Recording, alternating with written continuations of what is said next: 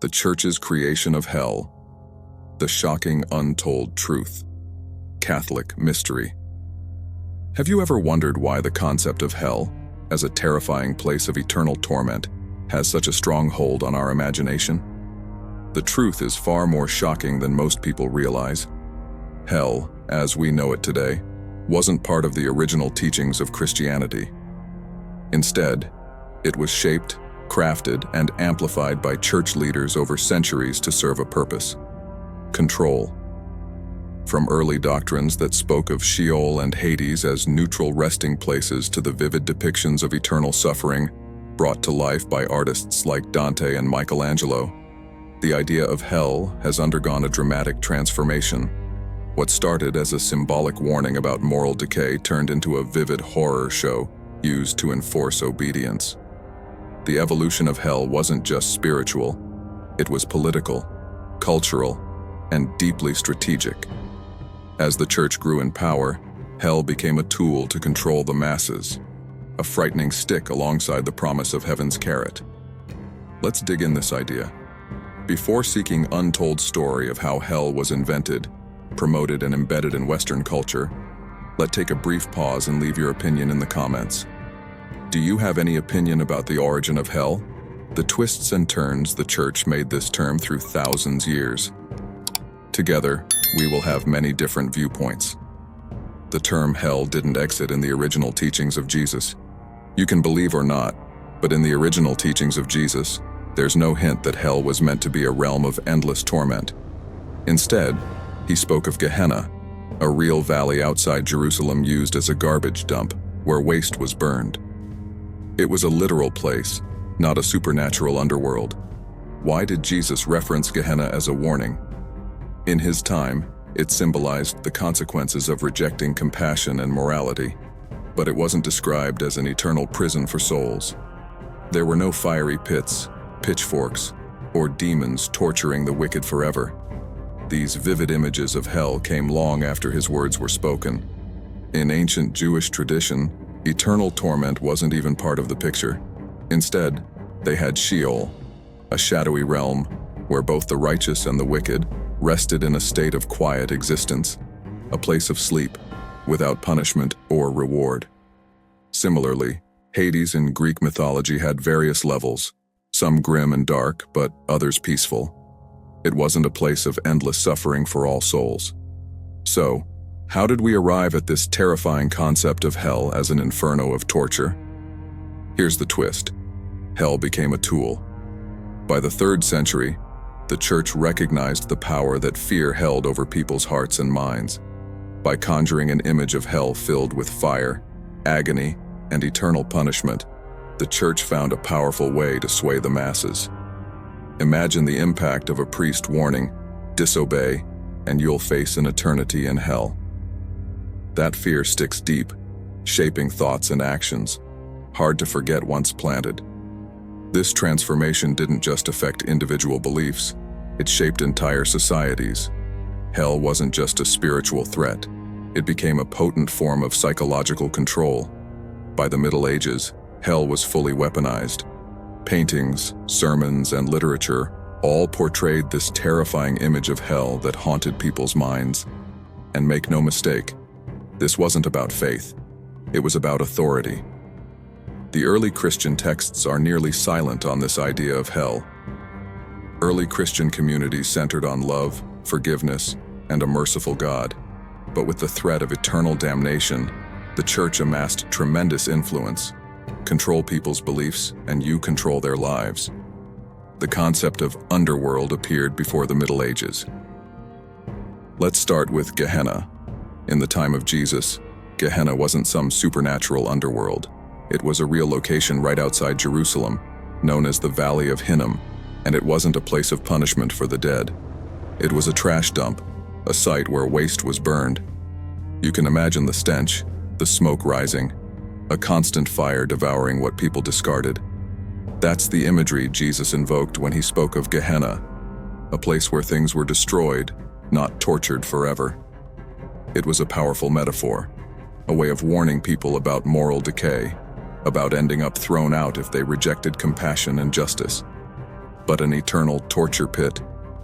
Not at all. Then there's Sheol. This is the underworld of the Hebrew Bible, but it's not hell. In the Hebrew scriptures, Sheol is described as a shadowy place where everyone goes after death. The good, the bad, everyone. It's like a state of rest, almost a void without joy or pain. No fire, no suffering, no torment, just silence and stillness. That's what the ancient Jewish people believed. Sheol wasn't a threat. It was simply a destination, a final stop in a life well or poorly lived. It wasn't about punishment, it was about inevitability. Now enter Hades, the Greek underworld, which influenced later Christian ideas. Hades was a place where the souls of the dead went, but it wasn't necessarily a place of suffering. It was more like a divided kingdom, with different realms for different kinds of souls. Some areas were dark, yes, but others were more like resting places. In Greek culture, Hades wasn't even seen as a bad place. It was simply where the dead resided. But when Christianity spread, these ideas, Gehenna, Sheol, and Hades, started blending together. Over time, as the church's power grew, it took these concepts and amplified them, creating the hell we know today. By linking Gehenna's burning fires, Hades' otherworldly mystery, and Sheol's association with the unknown afterlife, the church constructed a place of horror to enforce its doctrines. These original ideas weren't about torture. They were about consequences, rest, or simply a journey beyond this life. When we talk about hell as a place of eternal suffering, we're actually talking about a concept shaped by philosophers, not by the teachings of Jesus or the Hebrew scriptures. How was the concept of the hell in very early beginning? It was early church thinkers like Tertullian and Augustine who really started to cement this vision of hell as eternal torment. They weren't just theologians. They were influencers, setting the spiritual agenda for generations to come. Tertullian, one of the church's earliest and most influential writers, was a big proponent of the idea that punishment was eternal. He saw hell not just as a place for the wicked, but almost as a stage, a theater of suffering. Tertullian went as far as to claim that the righteous would actually get to witness the damned suffering in hell. Imagine the psychological impact of that. He promoted the idea that eternal punishment wasn't just a divine necessity. It was something the saved would relish watching. This wasn't about justice. It was about creating a disturbing image that struck deep fear and obedience. Then we have Augustine of Hippo, one of the most celebrated philosophers in Christian history. Augustine's ideas on sin, guilt, and punishment would end up dominating Western Christianity. He's the one who crystallized the notion of hell as a punishment without end, no possibility of parole, no hope for redemption. For Augustine, the very existence of hell was proof of God's justice, a way of balancing the scales for every act of sin, no matter how small or large. And Augustine wasn't pulling these ideas out of thin air. He was heavily influenced by Greek philosophy, especially the works of Plato. He adapted ideas about the soul, justice, and punishment from the Greeks and embedded them into Christian doctrine. The twist: none of this came from the words of Jesus or the teachings of early Judaism. It was a philosophical project, a human endeavor to make sense of divine justice by any means necessary. Augustine was fighting theological battles, trying to make Christianity the dominant moral authority in an empire that was crumbling under its own weight. Hell as eternal torture was a convenient doctrine. It helped solidify his position, and in turn, the church's influence over the masses. If you could scare people with the idea that every misstep would be paid for with endless suffering, you had absolute leverage. Now let's get to the real crux of it. Why did the church push this terrifying image of hell so hard? The dark purpose of the church creating the concept of hell. To understand that, we need to look at the historical context. In medieval Europe, the church wasn't just a religious institution. It was the most powerful organization in society, holding influence over kings, nations, and the entire social order. And what better way to keep people in line than with the constant threat of hellfire? For centuries, literacy rates were low. and the majority of the population didn't have direct access to the scriptures. They relied entirely on what the church told them. Priests, bishops, popes, they held all the cards. They alone decided what people knew about God, heaven, hell, and everything in between. Armed with this knowledge, they crafted sermons and doctrines that emphasized hell as a place of unimaginable suffering, not just as a consequence of evil deeds, but as punishment for even the smallest deviations from church teachings. The church effectively turned hell into a weapon, a psychological tool that made people afraid to question authority. If you were told from birth that disobedience meant eternal fire, would you risk it? Of course not. The church knew this and used it to secure obedience, loyalty, and crucially, financial support. People were so terrified of hell that they would do almost anything to avoid it. They would follow the rules, attend mass, and pay indulgences, sums of money given to the church that were said to reduce one's time in purgatory, or in some cases, erase sins entirely. It was like a spiritual insurance policy. Pain now, avoid the flames later. Indulgences became a massive moneymaker for the church. You could pay for the souls of your dead relatives, supposedly rescuing them from hell or shortening their time in purgatory. People would spend huge sums of money because they believed their loved ones were suffering in torment.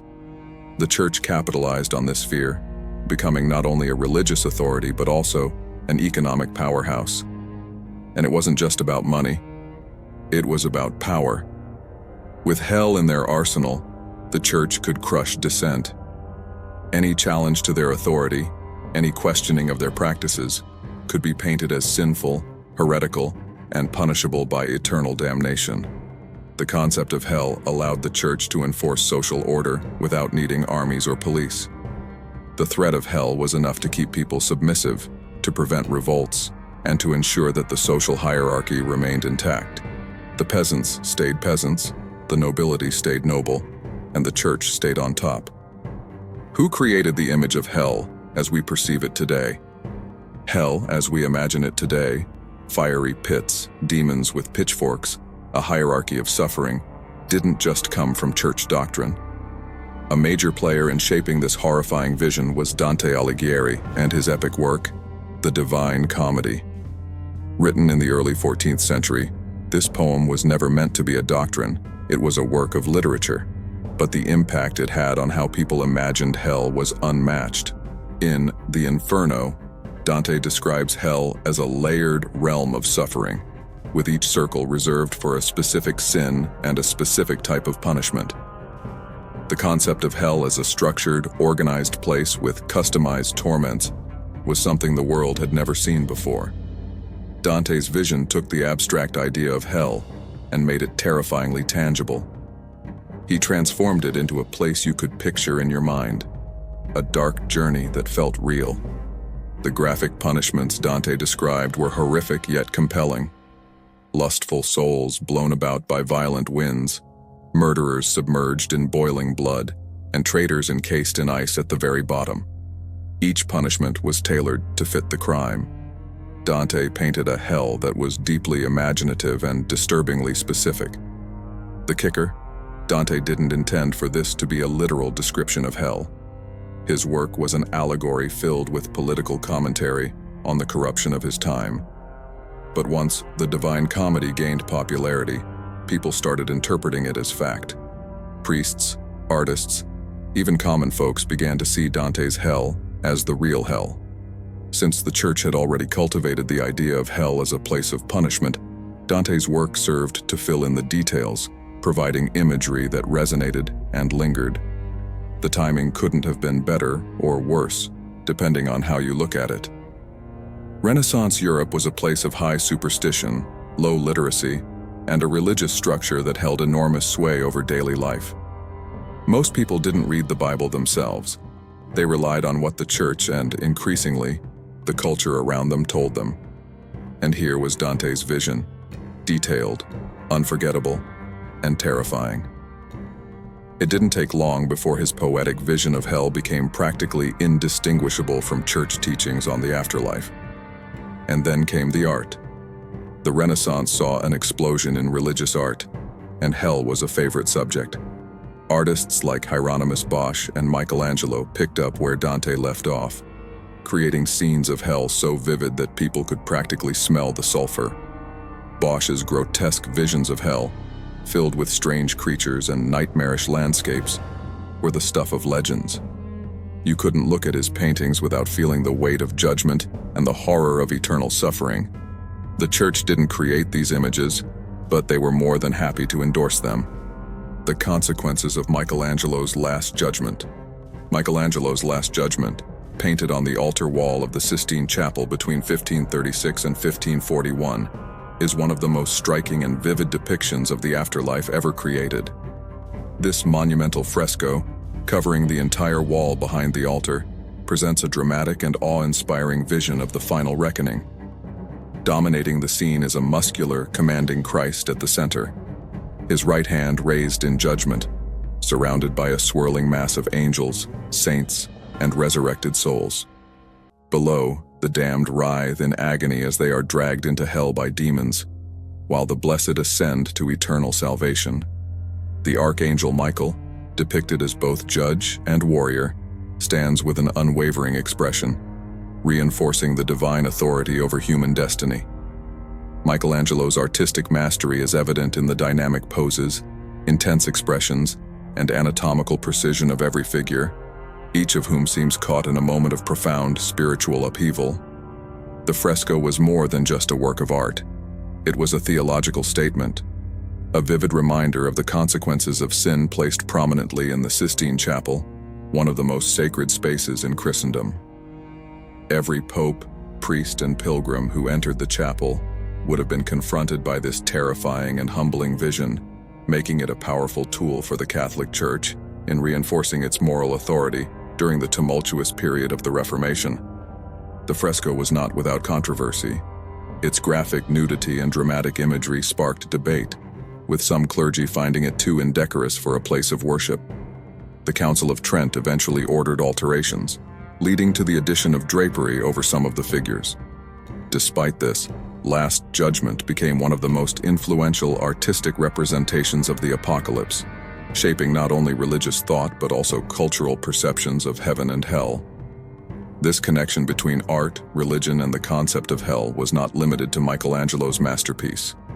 The imagery of hell had been deeply ingrained in European consciousness for centuries, largely through works like Dante Alighieri's The Divine Comedy. Published in the early 14th century, Dante's Inferno detailed an elaborate and horrifying vision of hell, complete with distinct punishments for specific sins. When the printing press revolutionized the dissemination of knowledge in the 15th century, the Divine Comedy became one of the most widely distributed texts in Europe. As a result, Dante's vision of hell, intertwined with Michelangelo's terrifying fresco, cemented itself as the definitive representation of eternal damnation. By the time Michelangelo painted The Last Judgment, Dante's hell had already become a cultural and theological staple. The fresco amplified this vision, embedding it in the collective imagination of Christendom. In this way, Michelangelo's work didn't merely reflect religious doctrine, it actively shaped it, reinforcing the Church's power by visually dramatizing the stakes of salvation and damnation. Together, the Divine Comedy and Last Judgment ensured that the fear of hell became an inseparable element of both religious practice and popular culture. The Church didn't object to any of this. In fact, they supported it. They saw how these depictions of hell served their agenda. It wasn't just about terrifying people into submission. It was about creating a visual and literary narrative that locked hell into people's minds. If you could picture hell in excruciating detail, if you could see it in paintings and read about it in poetry, it became real on a level that sermons alone could never achieve. What does the Bible actually say about hell? The truth might surprise you because the Bible's original languages don't offer the fiery torment narrative that has been hammered into popular belief. In fact, if you look closely, there's a real lack of evidence for eternal torture. First off, Sheol appears frequently in the Hebrew Bible, the Old Testament. Sheol isn't described as a place of suffering. It's essentially the land of the dead. a shadowy, neutral place where souls reside, awaiting the final judgment. In the book of Job, for instance, Sheol is simply where Job expects to go after death, a kind of resting place. There's no mention of punishment or eternal flames. It's a state of being after life, almost like a holding area for the soul. Then we have Hades, the term that comes up in the Greek translation of the Old Testament and in the New Testament. Hades, much like Sheol, is just the realm of the dead. It's not a place of active suffering. The Gospel of Luke mentions Hades when Jesus tells the parable of Lazarus and the rich man. The rich man suffers in Hades, but it's more of a temporary state, a narrative device rather than a theological statement on eternal torment. In fact, Hades is often seen as a place where souls reside until the final judgment, after which they are either granted eternal life or face the second death. This concept of the second death is crucial. The book of Revelation talks about a final judgment where the wicked are cast into the lake of fire. This isn't described as hell in the conventional sense. Rather, it's seen as the final destruction of the soul, annihilation, not torture. In other words, the wicked are destroyed rather than tormented for eternity. Instead of eternal suffering, we see imagery of total obliteration. Theologians call this conditional immortality, the belief that only the saved are granted eternal life, while the rest simply cease to exist. This idea stands in stark contrast to the hell depicted by art, literature, and centuries of church doctrine. Then there's Gehenna. We touched on this before, but let's clarify.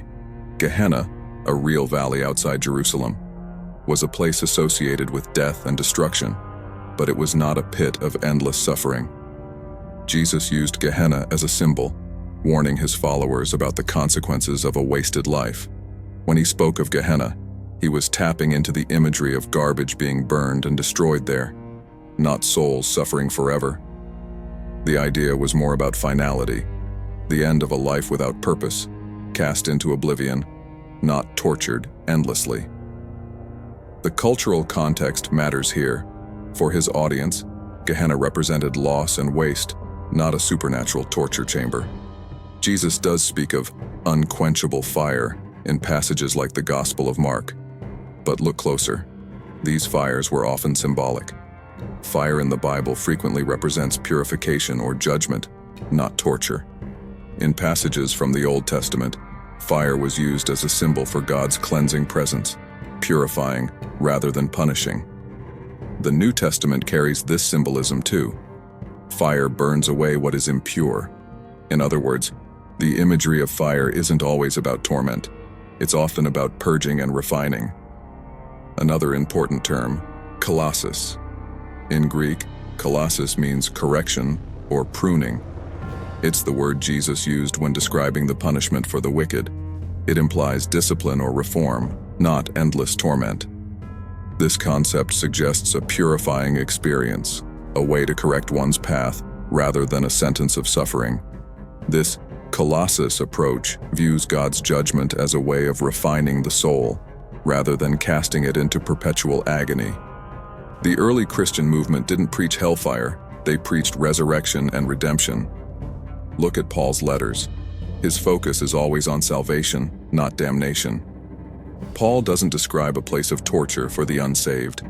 His writings emphasize resurrection, the promise of eternal life for believers. This emphasis on life, transformation, and renewal contrasts sharply with the hellfire sermons that came later. When the church grew into a powerful institution, the focus shifted. Leaders saw the potential of hell as a control mechanism and began emphasizing it. Writings and interpretations that leaned toward fear and punishment took over, while more compassionate views were buried. Some early Christian writers like Origen actually argued for universal reconciliation, the belief that all souls would ultimately be reconciled with God. Origen's ideas weren't popular with church authorities, who saw more utility in a version of hell that could scare people into compliance. Here we are, after diving into all these layers of history, philosophy, literature, and art, with one big question remaining. Why are there so many versions of hell? What does it mean for believers when we realize that hell, as we know it, is the product of centuries of shifting ideas, cultural influences, and human decisions. First, let's think about how this range of interpretations came about. Hell wasn't originally a monolithic concept. The different words and images used in ancient scriptures didn't point to one single agreed-upon place of torment. Sheol, Gehenna, Hades, all of these were reflections of different cultural ideas about the afterlife, not a cohesive place of eternal suffering. When Christianity spread through the Roman Empire, it encountered numerous beliefs, from the Greek underworld to the Egyptian concept of judgment in the afterlife. Early theologians, faced with questions about justice and the soul's fate, began weaving these ideas into their teachings. They took elements from surrounding cultures and built them into doctrine. And let's not forget about the influence of fear as a tool. As Christianity gained power, particularly during the growth of the institutional church, leaders understood that fear could be wielded to maintain control and authority. From the 3rd century onward, Christianity became a backed religion with real political clout. Leaders saw hell's potential to keep people in line, ensure obedience, and prevent dissent. It wasn't enough to simply encourage people to live righteously. Hell provided a powerful stick to complement the promise of heaven. By promoting hell as an unending horror show, the church gained leverage. The idea of eternal punishment became institutionalized, a hardline stance that was easier to enforce and preach. This journey didn't just stop at doctrine. Over the centuries, hell seeped into Western culture, taking root in the minds of artists, writers, and philosophers. Dante's Inferno, Michelangelo's Last Judgment, and Bosch's nightmarish landscapes all became visual anchors for hell. The art and literature of hell took on a life of its own, creating something far more terrifying and concrete than the Bible ever described. By the Renaissance, hell was not just a spiritual warning, but a vividly imagined realm of horror, full of demons and grotesque punishments. For believers who have grown up with a strict, almost unquestioned belief in hell as eternal punishment, these revelations can be unsettling. It raises questions about other doctrines we take for granted and challenges us to think critically about our faith. If hell isn't exactly what we thought, then what is our faith built upon? What is the nature of God if not a God who would consign people to unending suffering? Despite of all the above discussion, this doesn't mean that faith itself is a fabrication. Not at all. What it does mean is that our understanding of faith and of God might be deeper and more complex than we've been led to believe. The version of hell that's been drilled into us for centuries isn't necessarily the original view. It was shaped by cultural biases, political motives, and human interpretations. And maybe that opens up a different way of understanding what it means to be judged, forgiven, and redeemed. For some, this can be a freeing realization. The God of compassion and mercy described by Jesus feels much more in line with the idea of a loving creator than the hellfire sermons that followed. When we strip back the layers, we find a faith that's not based on fear, but on love, grace, and transformation. In a way, discovering the evolution of hell gives us an opportunity to reconnect with the teachings of Jesus, which emphasized love, forgiveness, and redemption far more than punishment. It reminds us that faith can be about seeking truth, even if that means questioning long-held beliefs. We don't have to fear hell to live ethically, seek justice, or find meaning in our spiritual journey. In closing, I hope this deep dive into the history and evolution of hell has given you something to think about. Maybe it's opened up new questions or sparked a different perspective on faith and what it means to believe. Thank you for watching, for keeping an open mind, and for staying with me to explore this topic until the very end. If you found value in this content, don't forget to hit the subscribe and bell buttons. Thank you for being part of this journey with us, and may we all be inspired to walk faithfully in God's enduring story.